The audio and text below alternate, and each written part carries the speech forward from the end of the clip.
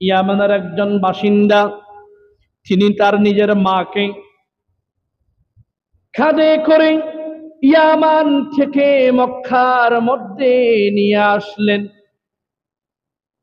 ইয়ামান থেকে মক্কা অনেক দূরে, একটা দেশ থেকে আর একটা দেশ।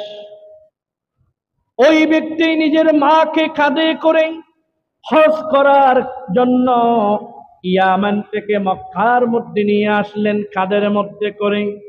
তিনি মক্কার মধ্যে এনে তাকে দিয়ে হজের সমস্ত কাজ সম্পাদন করলেন, তওয়াফ করলেন, মিনা, মুজদালিফা, আরাফা, মিনা, জামরাতে ফাতার নিক্ষেপ সহ সকল কাজ তিনি তার মাকে কাঁধে নিয়ে করালেন।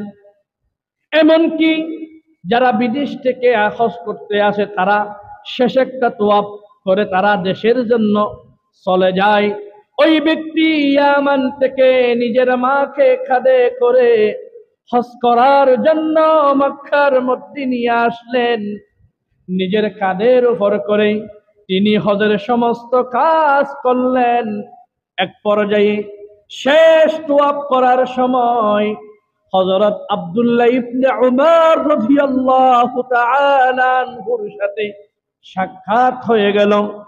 আব্দুল্লাহ ইবনে উমর রাদিয়াল্লাহু তাআলা আনহুকে ডেকে বললেন, ও আব্দুল্লাহ, আতুরানি জাযাইতুহা, আমি আমার মাকে ইয়ামান থেকে মক্কায় আনছি, কাঁধে করে হজের সমস্ত কাজ শেষ করেছি। আমি কি আমার মায়ের কোনো হক আদায় করতে পেরেছি?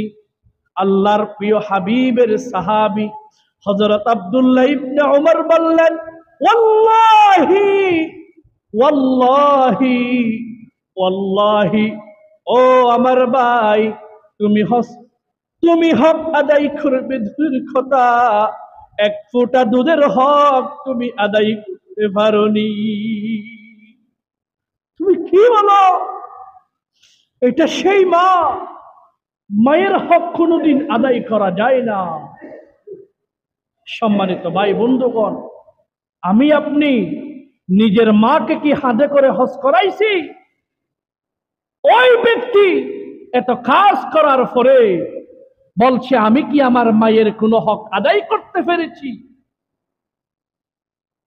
ওই ব্যক্তিকে হযরত আব্দুল্লাহ ইবনে ওমর বললেন, লা ওয়ালা বিজাফরাতিন ওয়াহিদা, তুমি হক আদায় করবে দূরের কথা, 2.5 বছর যে দুধ পান করেছো সেখান থেকে এক ফোঁটা দুধের হক তুমি আদায় করতে পারোনি। সম্মানিত হাজিরিন, এই মা বাবা আমাদের কাছে এখন সবচেয়ে বেশি দুশমন হয়ে গেছে, ঠিক কিনা বলেন? আল্লাহর প্রিয় হাবিব বলেছেন, যারা বৃদ্ধ অবস্থায় নিজের মা বাবাদেরকে পাবে, তারা যদি তাদের খেদমত করে, তাদেরকে যদি রাজি খুশি করতে না পারে, তাহলে তারা হচ্ছে হতভাগা।